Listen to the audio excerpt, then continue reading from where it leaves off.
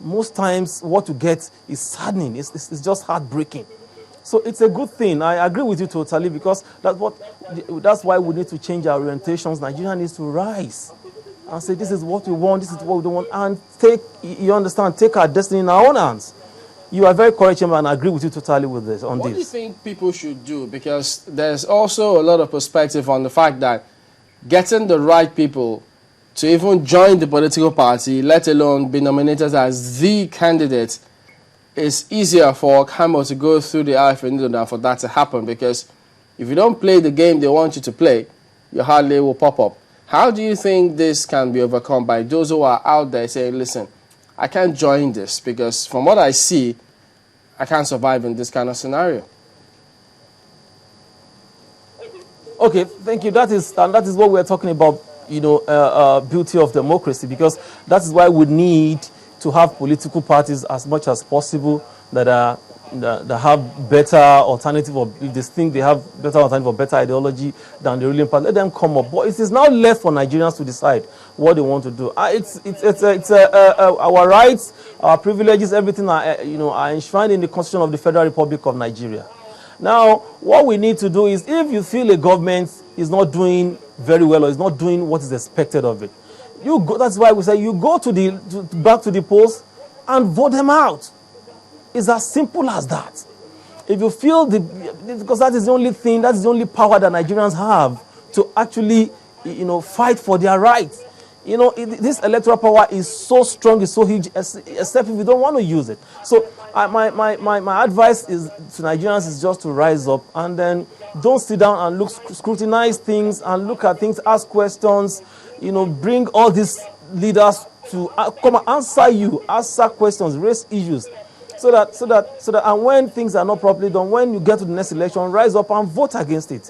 This is the only thing we can do. We can't take up arms. We can't begin to fight. Even if you say you want revolution. Revolution is possible, but it shouldn't be a revolution that will cause bloodshed and all that. But the power is in our hands. So Nigerians need to rise up and use the power. That is the electoral power. Just rise up and say, this is what we want. We don't want you. We'll vote you out. Nothing will happen. Let me tell you, Chamberlain, nothing. I've not seen that thing in this world that can stand in the way of millions of voices asking for change. When there's need to have a change, when people want a change, the change will come. We have to really rise up and fight for it if you want it, and through a peaceful process. To what extent do you think the votes of the people count? Yes, I think we are in the process of that, and that is why I've always commended Professor Atahiru Jega for his efforts. And then I think, because, see, when you look through the history, what we had in 1999 was totally different from what we had in 2003. And what we had in 2007 was equally different from what we have. So by 2011, we had a different ballgame, a different scenario as to what we have in those previous years. So I believe by 2015, we are certainly going to have a shift forward. I believe we're going to have a shift forward from what we had in 2011. So, Mr. President, in his transformation agenda, before the election, he was talking, he said, one man, one vote, and we all saw that the votes counted, and I believe it's going to be much more better in 2015. But Nigerians must stand up. Nigerians must rise up and stand up and defend their votes and make sure they participate in the electoral process. If you don't participate, you are the one losing. You have to participate. You have to ensure that your votes can, so much of electoral education were put up by INEC and some other NGOs and all the rest. So we have to rise up and make sure that we vote, we participate. We must participate. So INEC should further improve on the electoral education to Nigerian citizens. Well, one man, one vote sounds interesting. So also does one man, one party. But are you going to continue with the PDP, or are you looking to move to another party? I'm a PDP member. I've not lived in. PDP is my party. I've been there since 1999. I've participated in elections. I've participated in all their programs. I was the former chief accountant there. I know how it is. We were there, so I'm not leaving party. PDP is my party, and I'm not ready to leave PDP. But you know now. what they say, anything we have can better happen. deals for we have better deals for Nigeria. Don't worry, just look out. But I thought they say anything can happen. Doesn't the same phrase apply to you? When we get to the bridge, we'll cross it. All right, then. Oladimeji Fabi is a member of the People's Democratic Party and a former aspirant for the position of the PDP National Secretary. Thank you for speaking with us today on Sunrise Daily. Thank you very much, Evelyn. I really appreciate it. Moment here. Please join us again. Some say it's a sharp pain. Some might even say it's a shocking pain. And it's usually caused by hot, cold drinks. It definitely affects the quality of life. The treatment for tooth sensitivity can be very simple.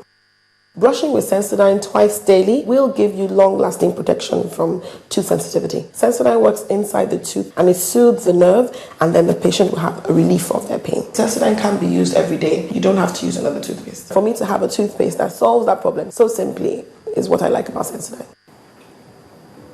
Mr. Accountant. Sir. I can see we have 4 more people on our staff list. Do you have the slightest idea how much this is going to cost me? Not a kobo, sir.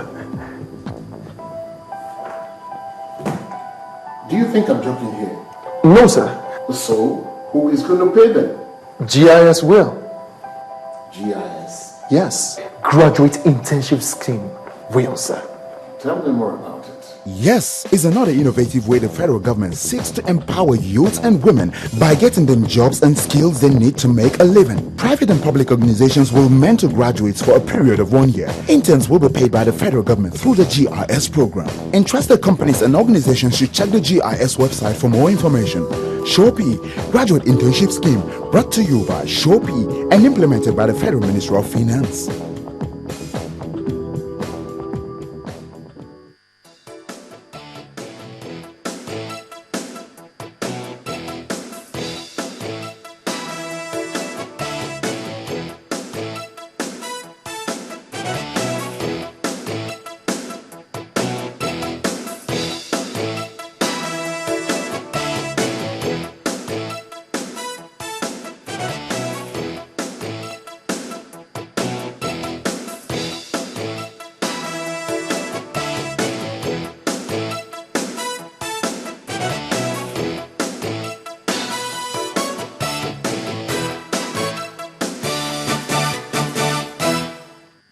It's home stretch now, and GT Ogunye joins us as a legal practitioner. Thank you for coming on this morning. Yes, my pleasure. Thank you for Well, the advent or metamorphosis, if you will, of all of these parties recently coming on stream, against the background of INEC trying to deregister, it reminds me of a football club. You're letting players go, you're signing new players.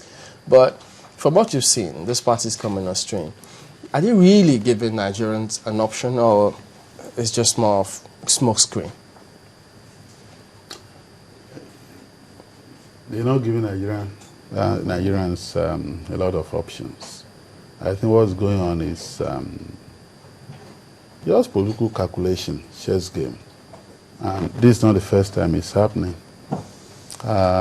What's paramount on the minds of many politicians in Nigeria? It's not service. They're power mongers. Sometimes I wonder whether some marabouts or some spiritualist or pastor told them that they will be president in their lifetime, or that they will be governors. And because so they're incurable optimists. What they do is that they run across parties just hunting for platform. And I'm not, since we're discussing PDM and some of these new emerging parties, I'm not even talking about that. People alone, it cuts across. Governor of Ondo State was in AD, was in PDP, then Labour Party. Ogun State was in PDP, MPP, then AC. So it's working for them. All over, they hunt. They are power mongers. So it's not about fidelity to political parties. It's not about even long suffering for any political party. The days of the rewiners, being in AG for donkey years without occupying any political office, is gone. Badamochi and all that. These are not, they're just power mongers. And so in 2007, you had a situation in which the vice president was being hunted out of the PDP and the vice presidency, and the rule of law saved him. But at the same time, he was hobnobbing and fraternizing with the AC, who told him